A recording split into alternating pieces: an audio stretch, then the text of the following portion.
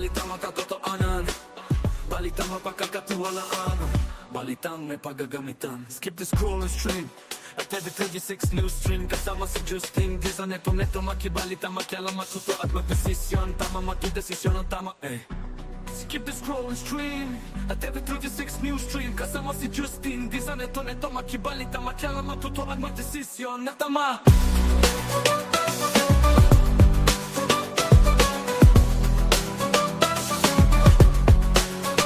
Skip the scroll and stream at every 36 news stream. Kasama si Justin Giza, neto makibalita, makialam, matuto at magdesisyon na tama, magdesisyon na tama.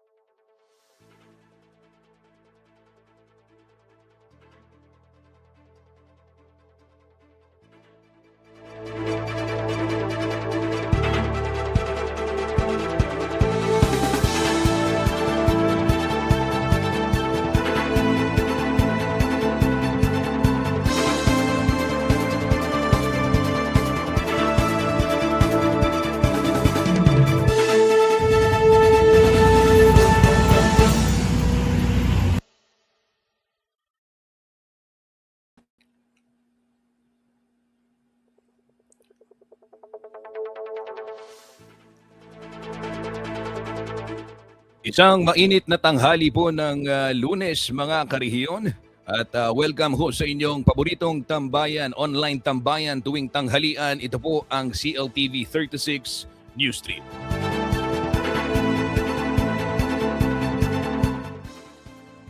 Nagpapatuloy po ang special coverage ng CLTV 36 News and Current Affairs dito po sa nangyaring pagguho ng isang ginagawang gusali dyan sa may Teodoro Street, Corner Oak Street, Barangay Balibago, Siyudad ng Angeles.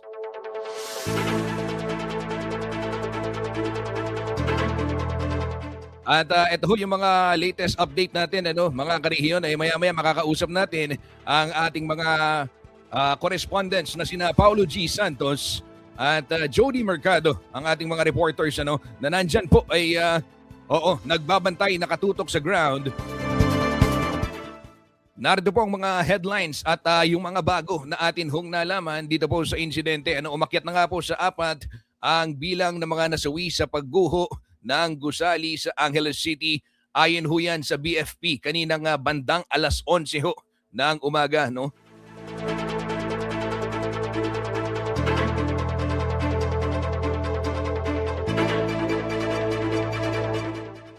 Kabilang ho sa mga biktima ay itong isang Malaysian national na PWD o person with disability na guest naman po sa katabing hotel. Ito pong Ursu Hotel kung tawagin.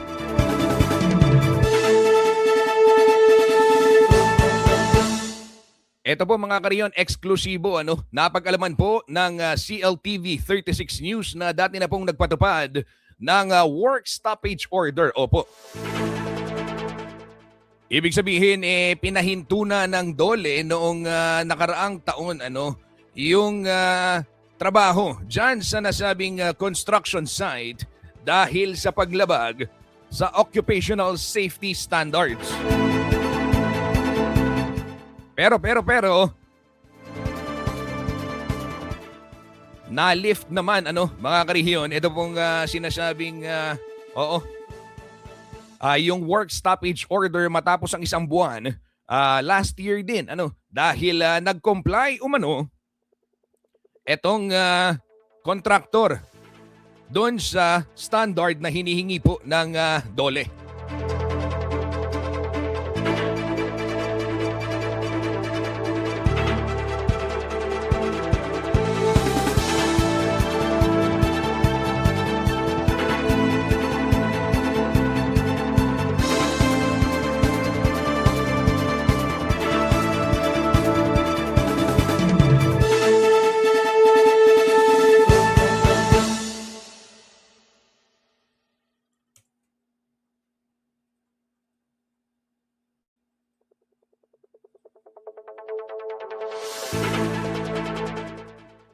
Ito ho, binisita rin ni Secretary Gatchalian, ito pong mga pamilya at mga biktima nito pong pagguho ng gusali sa Angeles City at nangako ng tulong mula po sa pamahalaan.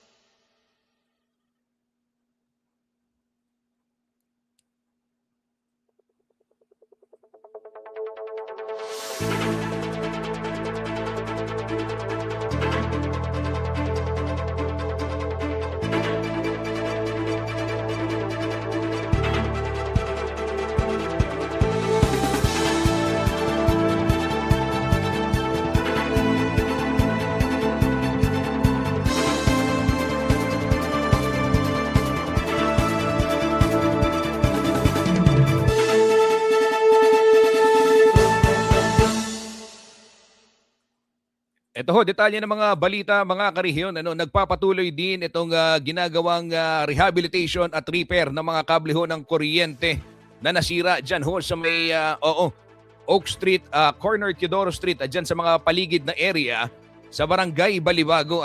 Ay nawalan ho ng supply ng kuryente mula nitong linggo ng madaling araw. Apektado hindi lamang ho yung mga residential area, maging yung iba't ibang establishmento sa nasabing lugar.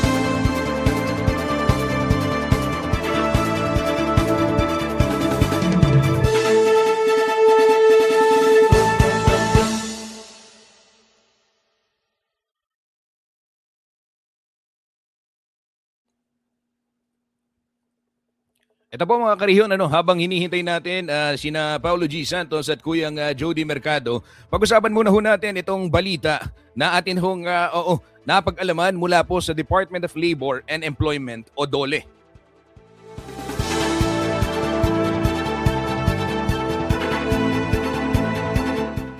Minsan na hong nakitaan ng paglabag ng Department of Labor and Employment Central Luzon o DOLE Region 3 ang kontraktor po ng gubuhong gusali sa Barangay Balibago, Angeles City. Ayon ho kay Director Geraldine Panlilio ng DOLE 3, pinatawan ho ng Notice of Work Stoppage ito pong Golden Year Construction noong September 2025 dahil sa hindi pagtalima sa tinatawag na occupational safety standards. At muli naman hong pinahintulutang magpatuloy ang konstruksyon ng gusaling pagmamay-ari ng isa pong Ernest Jackson Lim doong Oktubre ng nakaraang taon din o isang buwan makalipas silang mag-comply mag-comply ito pong contractor doon sa sinasabing rekesitos ng DOLE.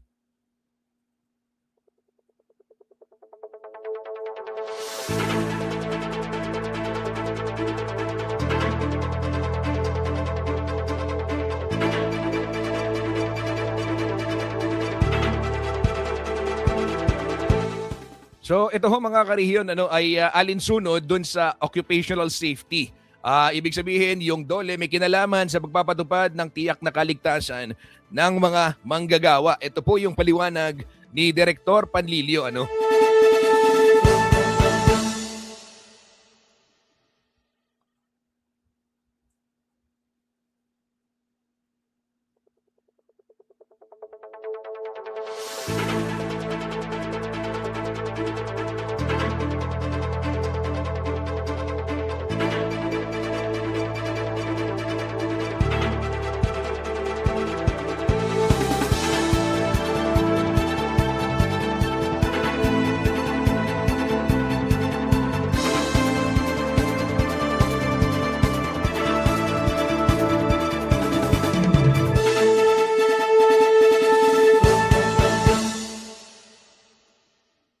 Ito hong inyong nakikita ay mga larawan ng gumuhong gusali. Ito pong sinasabing building na 9-story yung naka-apply sa permit. Maraming nagtatanong mga karehiyon, bakit nung una binalita ninyo 9-story, 10-story, etc.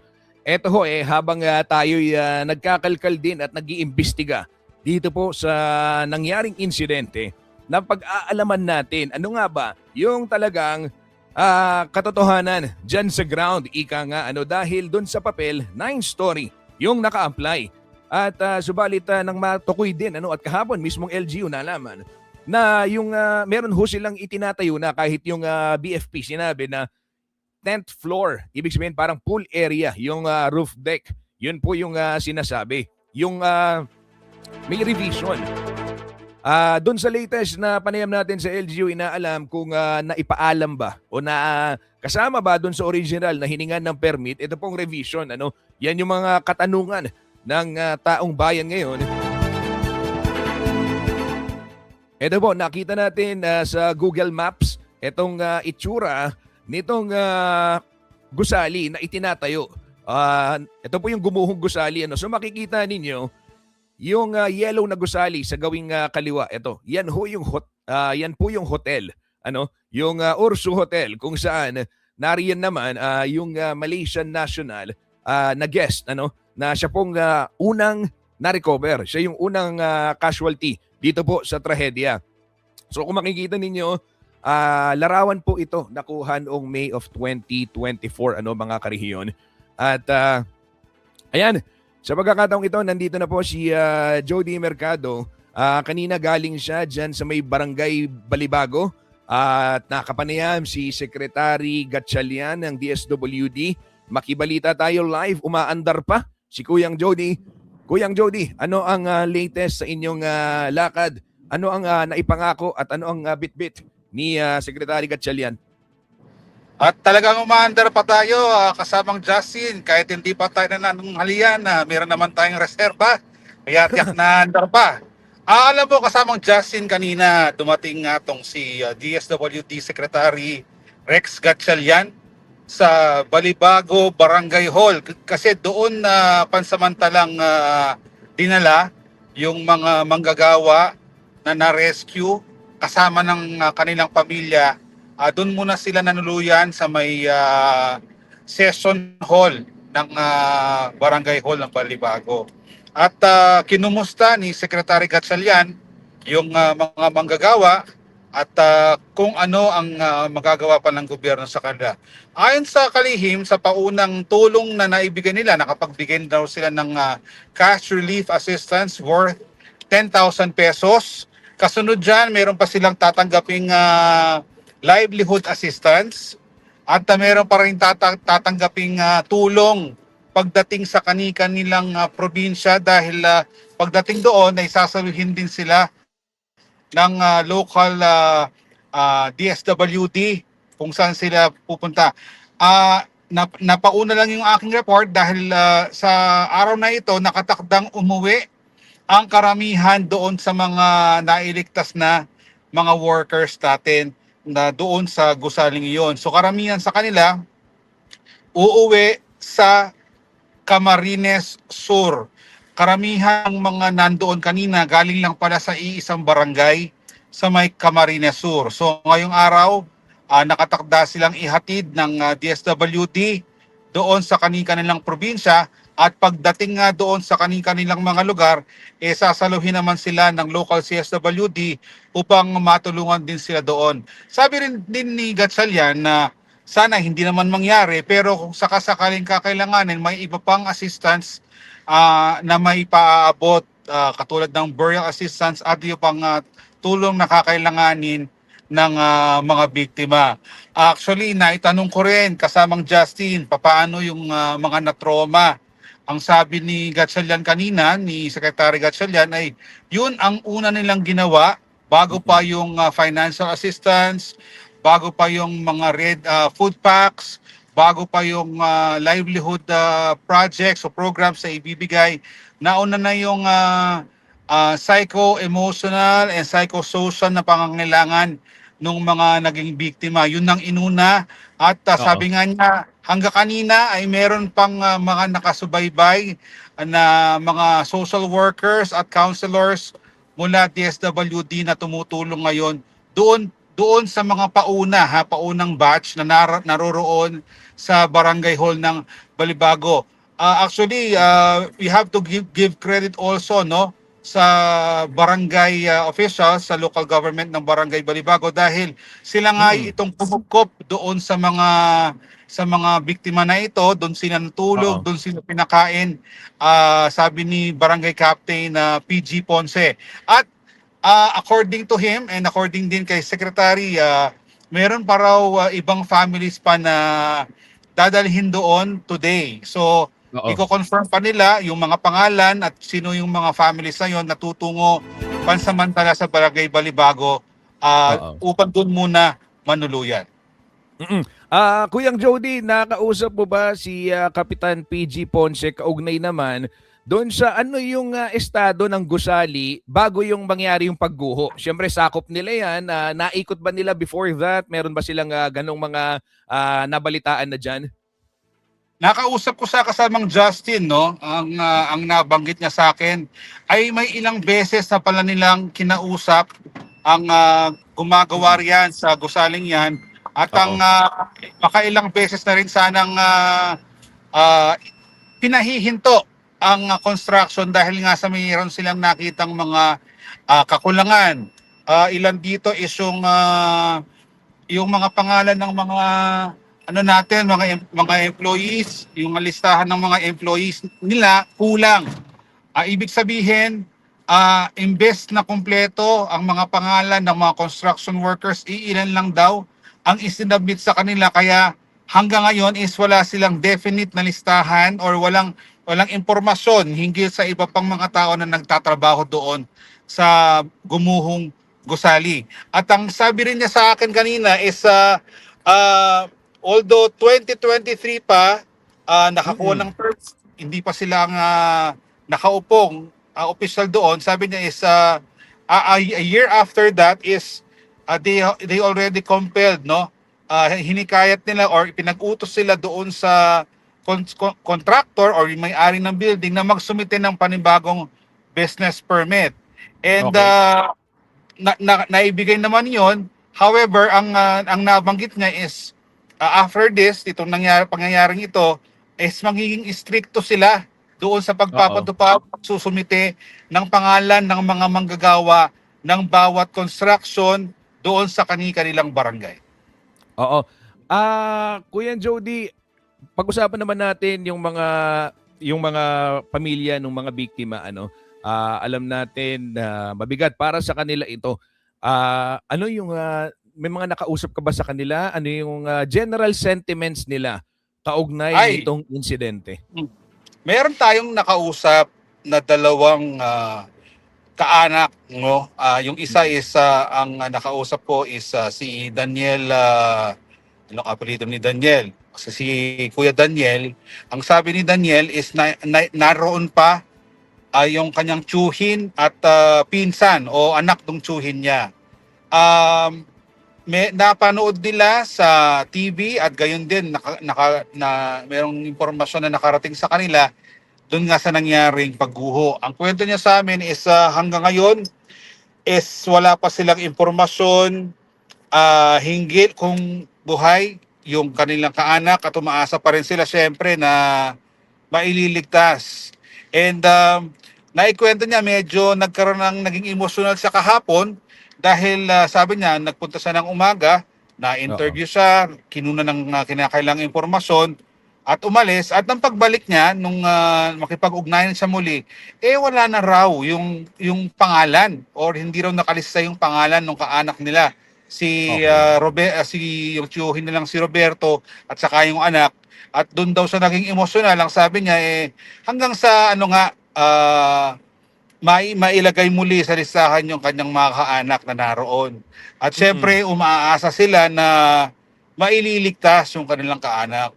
Meron din tayong nakausap na ayaw magpakilala, ayaw magpakita ng mukha sa camera, pero ang umaasa siya na buhay din sanang makita yung anak niyang lalaki na nagtatrabaho doon sa gusaling yun.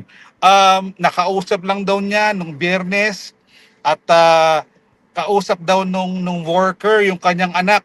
Ang sabi sa akin is yung nanay ang nag-aalaga sa 2-year-old na anak nung worker. At nung Friday na yon, yung nakarang Biyernes, tumawag pa siya at nag-usap sila ng bata. Siyempre, no, yung tatay, yung kanyang role bilang tatay, kahit malayo siya, kinamusta ng anak, nakipagkwentuhan kahit 2 years old. And then nakausap nga daw niya yung nanay, sabi niya, "Ma, 1,000 pesos lang ang maibibigay ko ngayon ha, may papadala ko ngayon." So, siyempre, emotional yung nanay, nais na sana na, alam mo yon, ma-rescue at kung sakali na talagang wala na, nagpapasalamat pa rin siya. Importante daw is maiuwi niya yung anak niya dito sa nangyaring trahedyang ito. Oo. Kuyang Jody, eto nga napag-usapan natin. Kanina nabanggit mo, Samang marami sa Justin, kanila. hindi kita marinig. Wala kang audio. Ayan, Kuyang Jody. Ayan. Okay, sige okay na. Sige, mamaya na lang ulit. Okay, maraming salamat Jody Dizon Mercado para sa yung live report. Nagbabalita po live mula po dyan sa Angeles City. Actually, pabalik sila ng base niyan upang magpadala pa ng mas maraming storya. Ayan. Maraming salamat Jody Mercado, nagbabalita mula po sa syudad ng Angeles. Kabilang ho sa mga napag-usapan, ayan mga karehiyon, ay ito nga binabanggit yung assistance na provide ng DSWD na unarian, itong psychosocial assistance, kabilang din yung mga pangangailangan ng yung pagpapauwi sa kanilang mga lugar at syempre yung kailangan mga kagamitan, tulong, ayuda sa ngayon. Yan ho. At batay naman dun sa mga nakapanayam ng atin pong news team sa ground, meron yan, yung mga kaanak, syempre, talagang naguguluhan, hindi alam yung impormasyon, ibig sabihin, sabi nila wala pa silang update, yan ho talaga yung totoo, at dahil patuloy yung rescue ops, so ngayon, antabay, wait and see, naka-standby sila, so ang tanging dalangin ho nila ay, of course, matagpuan, itong kanilang mga mahal sa buhay na ligtas. At ito ho mga karehiyon, gaya din ng binabanggit, meron ho kasi talagang mga protocol na kailangan sundin yung mga rescuer. Naiintindihan ho, sinabi na rin ng BFP ito kahapon at ng LGU na naiintindihan nila yung sentimiento ng ating mga kababayan kaugnay siyempre nung paghihintay. Dahil para malagay sila sa ganoong sitwasyon, ano, yung ibig sabihin nagbabaka sakali, nag-aantay kung buhay pa ba yung kanilang kaanak or nasaan yung kanilang mahal sa buhay, talagang mahirap po yun. Ano? Subalit pinapaliwanag na hindi pwedeng gawing ura-urada yung mga hakbang dahil imbes na makapagligtas, baka lalong mapalala yung sitwasyon. Kaya naman ganun na lamang yung assessment na ginagawa umano o ginawa umano bago ikasa nga itong rescue operations kahapon.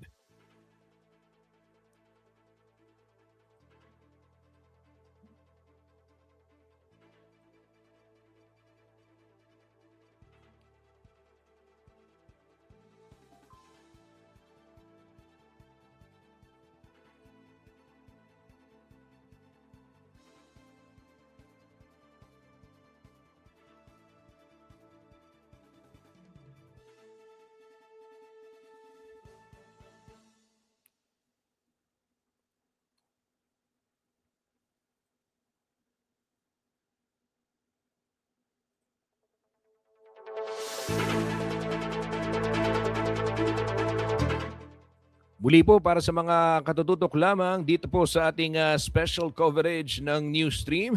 Patuloy po ang ating pagbabantay dito sa nangyaring pagguho ng isang ginagawang 9-story o 10-story na. Actually, ayon ho sa BFP, na gusali dyan sa may Teodoro Street, corner Oak Street, Barangay Balibago, Angeles City. As of 11 a.m., ngayon pong May 25, ang bilang ho ng biktima ay 47, 26 po yung na-rescue. Okay? 26 yung na-rescue. Doon sa datos, 17 yung nananatiling pinaghahanap habang 16 at 4 naman ho yung kumpirmadong nasawi. Yung 4 po na nasawi ay na-retrieve na rin simula po kahapon ng ikasa. Ito pong rescue operations dyan po sa Barangay Balibago, Angeles City.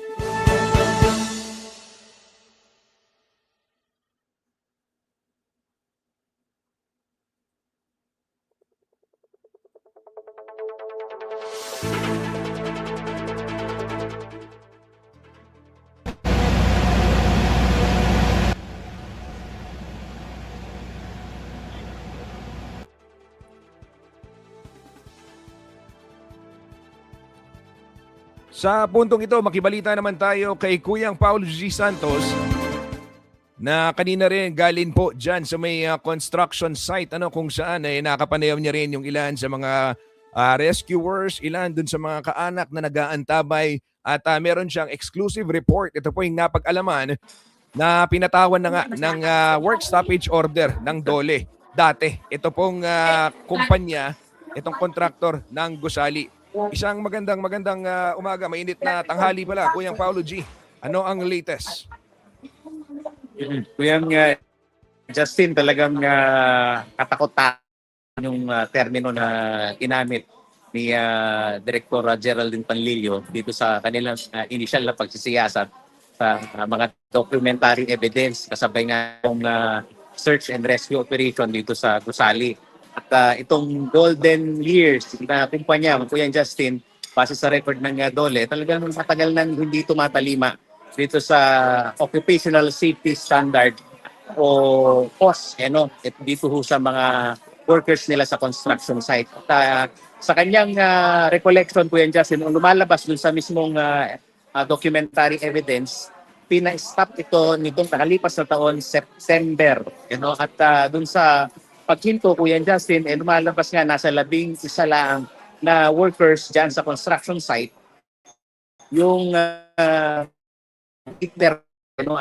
duda din siya dahil sa 11, Kuyang Justin, kung merong karampatan na social protection o hinuhulugan ba ng SSS, merong PhilHealth, yun yung binabanggit ni Director Panlilio. At dito nga, Kuyang Justin, sa kanila daw plain view inspection, nakita nila kung ano yung mga hindi na isasaayos na ginagawa sa mismong workplace. Isa na dito yung pagsusuot ng harness, at yung protective gear, talagang nakompromiso umano sa matagal na panahon na sasagawa nila ng building dito sa area ng Balibago.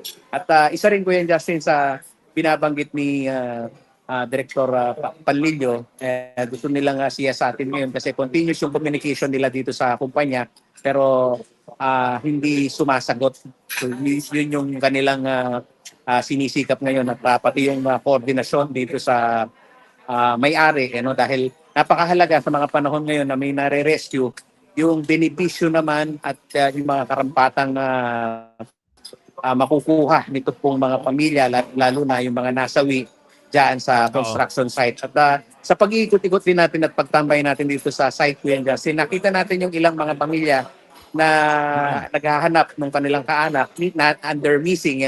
Ang binabanggit, yung naratibo nitong mga pamilya, may mga pagkakataon daw na binabanggit ng mga kanilang kaanak na workers dyan sa construction site, na yung kanilang ginagawa hindi lang 9th floor, kundi 12th floor.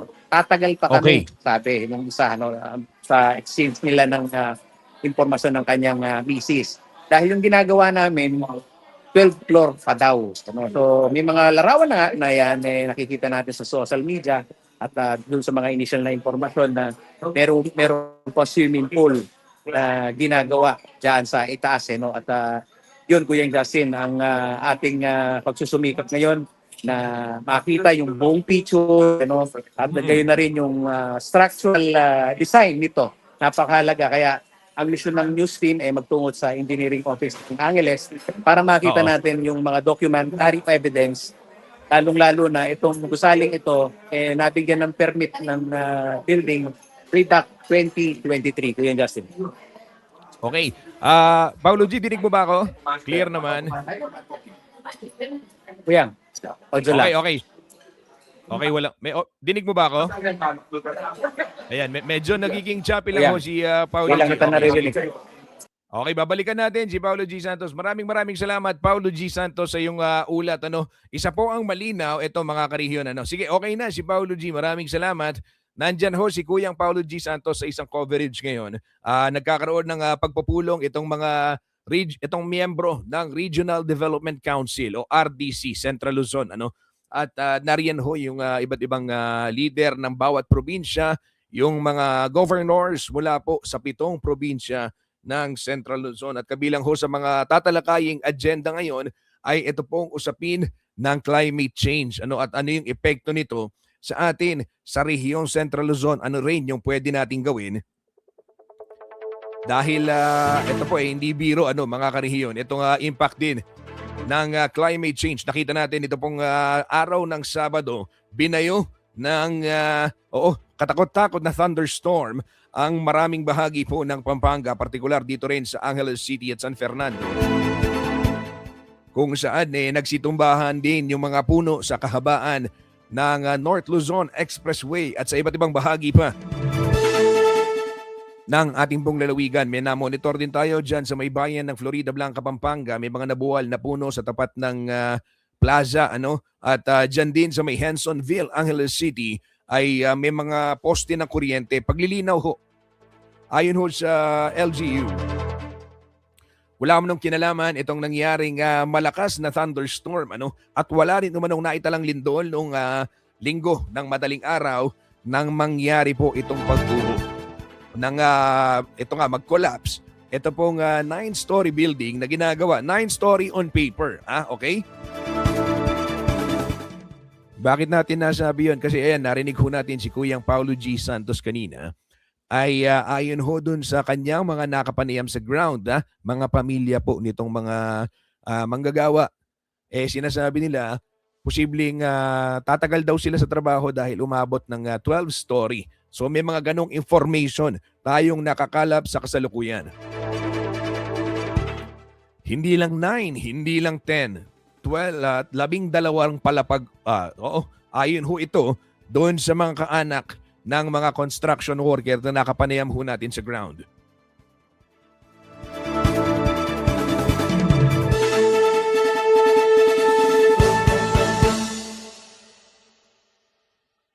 Ito mga kariyon, ito nag-comment, sabi ni Guillermo del Orto, may nag-comment sa live telecast nyo po kahapon na nakapagtrabaho daw dyan, na 11 floors daw ang gagawin. So hindi lang talaga 9 floors. So ayan ho, may mga ibang impormasyon na atin pong nakukuha, batay na rin sa mga taong merong karanasan at merong personal na kinalaman, experience, ika nga, nakapagtrabaho dito po sa nasabing gusali.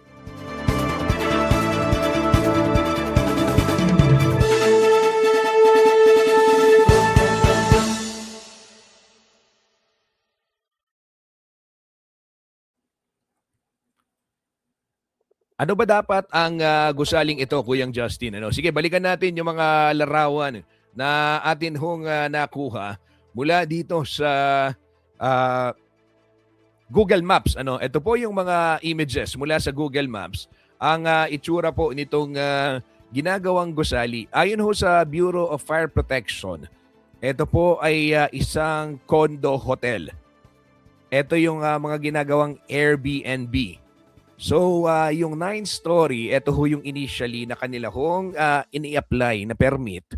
At yung sa mas mataas, planong gawing pool area. Di ba? Usong-uso ho yung mga staycation, di ba? So, yan ho ang sinasabing purpose nitong nasabing istruktura na itinatayo dyan po sa Oak Street o dyan sa may Teodoro Street, corner Oak Street, Angeles City. So, papakita ko mga kanihiyon. Ito ho yung mga larawan. Ayan. Nandito siya sa panulukan mismo ng Oak Street at ng Teodoro Street. Diyan ho sa may barangay Balibago. So ito po yung makikita nyo. Nandyan yung pawn shop. Ayan yung Cebuana. Yung yellow, ito po yung Ursu Hotel kung tawagin. Na nariyan nga yung ilan sa mga casualty at mga na-injure sa nangyaring insidente. Nakausap po natin yung mga bystanders, mga residente sa nasabing lugar noong umaga ng Linggo.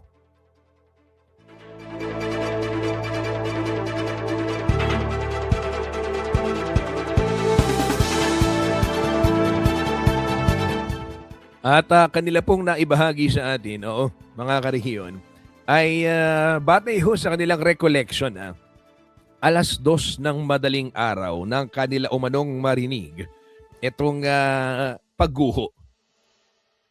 At doon nga ay sabi nila meron silang mga nakitang mga nadaganan na gusto nilang tulungan, subalit hindi sila pinahintulutan ng mga responding PNP at hinintay pa yung mga taga-disaster office, yung CDRRMO para po magsagawa ng rescue. Paliwanag ho ng mga eksperto ito, ayon sa PNP na rin, syempre, hindi po pwede kasing basta-basta galawin yung mga biktima, lalo na't kung walang idea kung ano ho yung kanilang mga injury dahil posibleng ma-aggravate o baka pwedeng gumrabe pa, lumala yung kanilang mga injury. Ito ho yung kanilang paliwanag.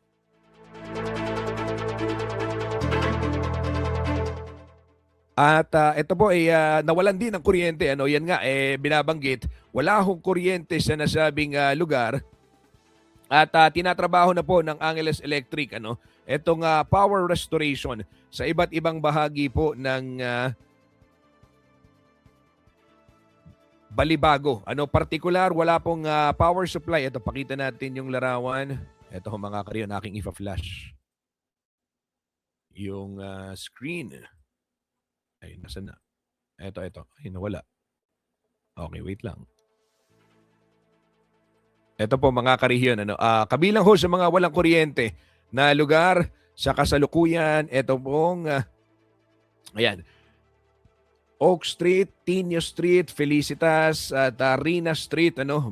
Batay na rin yan sa announcement po ng Angeles Electric Corporation. Apektado po yung mga residential at yung mga commercial areas sa nasabing lugar. So ongoing ho yung ginagawang pagsasaayos ng mga kable As of 12:41, batay na rin sa ating latest update, wala pa rin kuryente yung mga ibang portion dyan ho sa Barangay Balibago, Angeles City.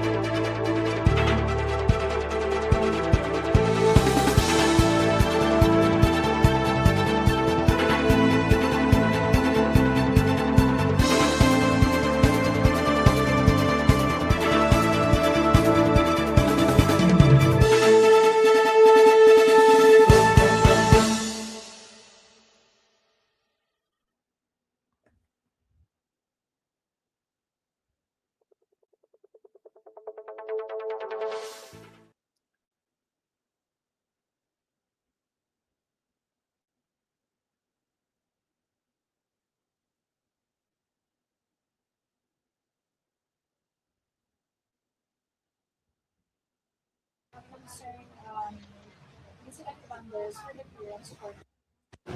So, ang next step na po natin is magpapaano na po tayo using our thermal scanners to double check if there is still signs of life. And if ever po may makita po tayong signs of life, then we will proceed to respiration. However, kapag wala na po, then we will secure clearances from our RC, from our responsible officers, and all other concerned incident funders for the clearance for the retrievable of life. So ngayon po ay ang status ay search and Ang status po natin ngayon, stop po na lahat ng search and restoration. Ang ginagawa po natin ngayon is thermal scanning for the 4 quadrants of respiration. And once meron po tayong detected life, proof of life, heartbeat or breathing through our thermal monitors coming from the SRF, CLASI, and SCAR. So that would be time that we signal another respiration. So if wala na po talaga, after the clearance and everything, we proceed po tayo sa location. So wala nang sense of kayo. Sa ngayon po, as of this moment, wala pa po ulit. But since nagkakanap na po tayo ulit ng paneling and thermal scanning, we are looking forward. Sana meron pa po tayo. So lumiliit ang chance. Based po sa ating experiences before, pag ganito na, mga kasama 24 hours. Although may mga scenario pa rin naman po talagang nakaligtas pa po. Yung chances medyo lumiliit sa 100%. Bakit po yung dalawa at saka yung Malaysia na sir? Kahapon po buhay na kakausap kasi bakit po nangyari? Sa Malaysian National natin, meron po kasi misconception din sa iba. Yung isa po kasi nakaipas, is another Malaysian national. Yung nakakausap siya, yung nag-inform na sa kanya siya. So akala yung So yun po yun. And ito po Malaysian national ay hindi po galing sa Pilipinas. So yun po yun. yung dalawa lamang kahapon. Yung po sa dalawa kakahapon na nasa sector 1 ay parehas po silang workers po natin. And yung po dalawang yun ay actually yung isang ilabas pa siya na nihar and din sa pagkakalamas na niya. Trinay po na ba yung mga workers na stabilize siya at mabigyan ng resuscitation. Kaya na siya Pero kahapon nakakausap ka tayo, nabigyan parang pagkain. initial po, yes po. Kasi po, nahihirapan pa lang tayo na ilabas siya kung nakakaroon talaga sa inyo. And then yung po isa na tatlo, nagkaroon na po siya ng cardiac arrest. Hindi na po siya yung kanyang cardiac, hindi na po agad yung pinabas. And then, hindi na po, kumbaga ni-track po siya kaya siya ng doctor sa akin sa loob. 7:20 na po siya na Mga ilang oras na po sila na. From 3 from 7. Okay.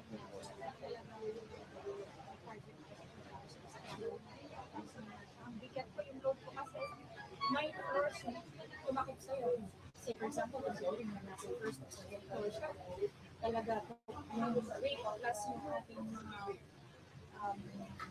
yung calculator, yung ang mga poste na yan, yung scaffoldings, yung pakadikit kasi yan sa yung clock. So definitely, say for example, yung isang clock mo, hilahin mo yan, yung buong yan sa sama. So yung buong yung bigat, nagbibigay ng bigat sa ating mga victims as well. Yung pressure niya. And then also, yung problem na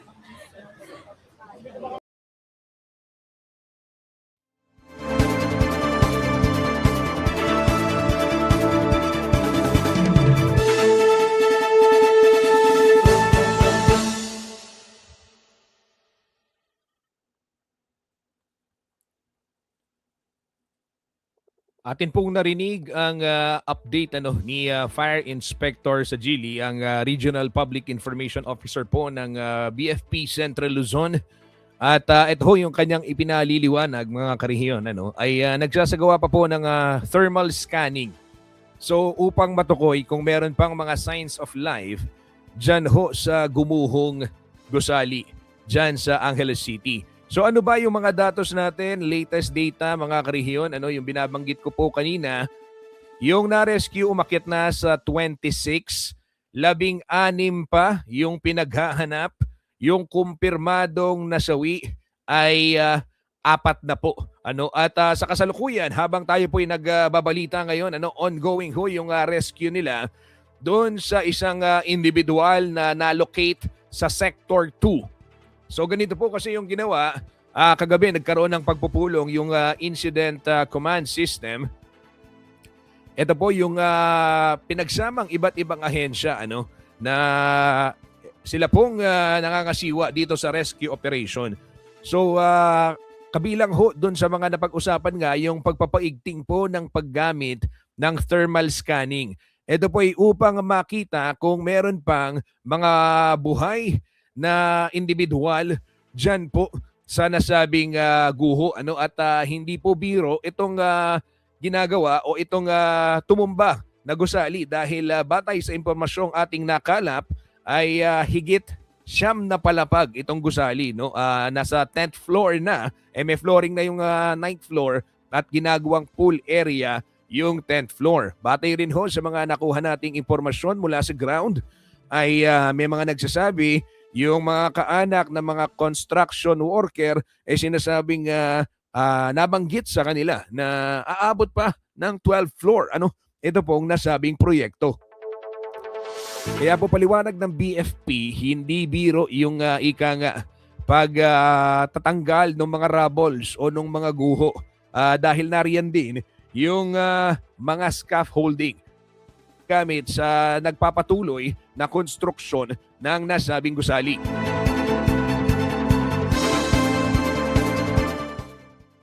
Kahapon na tinutukan din natin yung rescue operation at kabilang nga sa nabanggit, merong nakausap na Malaysian National. Di ba? Meron binabanggit.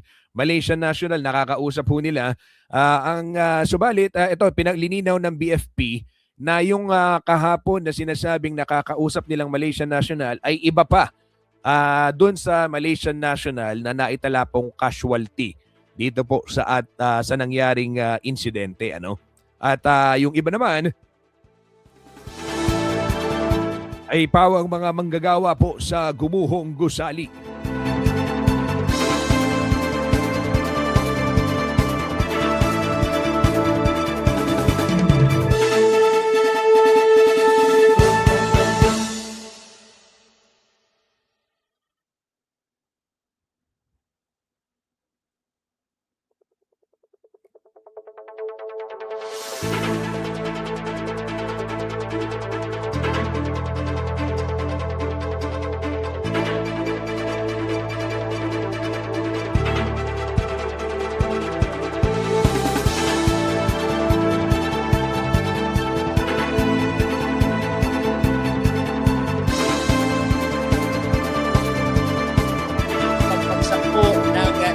under construction na gusali dito ho sa Angeles City. Bakit, Paulo G? Ano bang pag-uusapan natin? Sabi nitong ating mga followers dito ho sa CLTV 36, mas malaking tanong ho ngayon ang ating pong ibibigay sa mga followers ng CLTV 36. Sapat ba ang proteksyon sa mga manggagawa sa construction industry?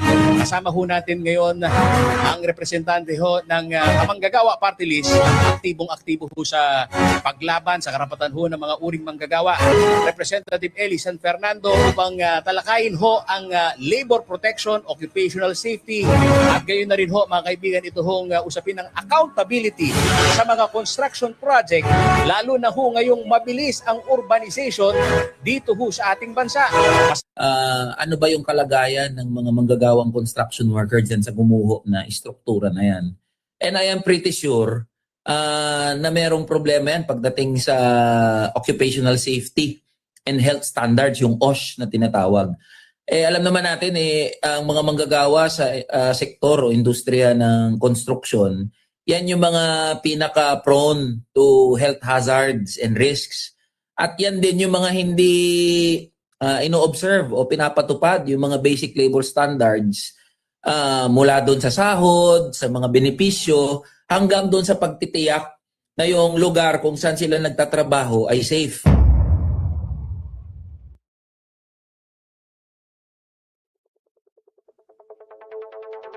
Atin hong narinig itong ulat ni Kuyang Paulo G. Santos, ang kanyang panayam kay Representative Eli San Fernando. Opo, mga karihiyon ng Kamanggagawa Party List. At pwede pong mapanood ang buong video na yan dito po sa ating YouTube channel. Aking ililink mga karihiyon itong full video. Ayan, riyan ho yung kanilang palitan. Pwede po yung mapanood sa YouTube channel. Ito, pinaskill ko sa ating comment section. Pwede niyong mapanood yung 17 minutes na interview ni kasamang Paulo G. Santos kay Representative Eli San Fernando sa YouTube channel po ng CLTV 36. Ayan, pwedeng i-click yung link na yan at panoorin upang makita ano nga ba yung estado ng occupational safety dito po sa hindi lamang dito sa Gumuhong Gusali kundi maging sa ating bansa sa pangkalahatan. Napakahalaga po niyan mga karehiyon. Napakahalagang pag-usapan at talakayin yang usaping occupational safety. Kaugnay nitong nangyaring pagguho, napag-alaman po ng CLTV 36 News na September of 2025 ay pinatigil na yung trabaho dyan sa may gusali, yung 9-story na in-apply na building dyan ho sa may Teodoro Corner Oak Street sa Barangay Balibago dahil nakita ng mga tauhan ng DOLE na hindi sumusunod sa occupational safety standards. Ito pong contractor na Golden Year Construction. At matapos pong isang buwan, mga karehiyon, ay siya naman pong pinahintulutan muli na ipagpatuloy yung paggawa dyan ho sa construction site dahil ayon ho sa DOLE ay nag-comply di umano sa kanilang safety standards ito pong Golden Year matapos ang isang buwan. At matapos po itong mga nangyaring ito ay inaabot ng DOLE itong pamunuan ng Golden Year Construction upang makipag-ugnayan kaugnay ho ng insidente. Subalit as of 12 p.m. ngayon pong araw ng Lunes, May 25, ay wala pa umanong feedback mula sa kanila. Ayon mo ho mismo yan kay Direktor Geraldine Panlilio dyan po sa DOLE.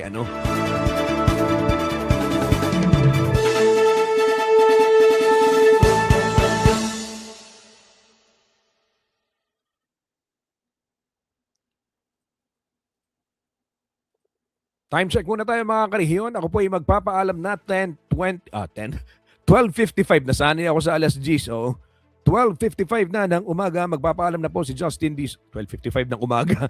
12:55 ng tanghali. Oo, Kuyang Justin. 12:55 ng tanghali. Magpapaalam na po si Justin Dizon. Maraming salamat sa lahat ng mga tumutok at nakibalita sa ating programang Newsstream. Oo, manatiling nakatutok lamang sa CLTV 36 News sa Facebook para po sa mga detalye at sa ating YouTube channel.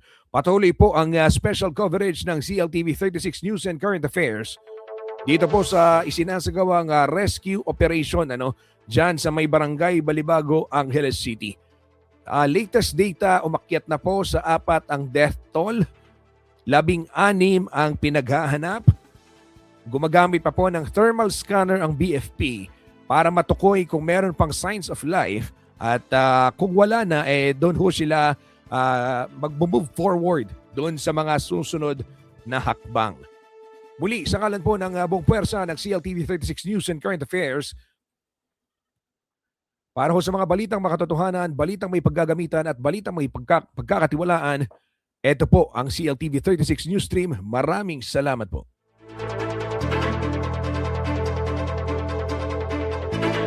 Balitang makatotohanan, balitang mapagkakatiwalaan, balitang may paggagamitan. Skip the scroll and stream at every 36 news stream. Kasama si Justin Giza, neto makibalita, makialam, matuto at magdesisyon. Tama, makidesisyon ang tama, Skip the scroll and stream at every 36 news stream. Kasama si Justin Giza, neto makibalita, makialam, matuto at magdesisyon na tama.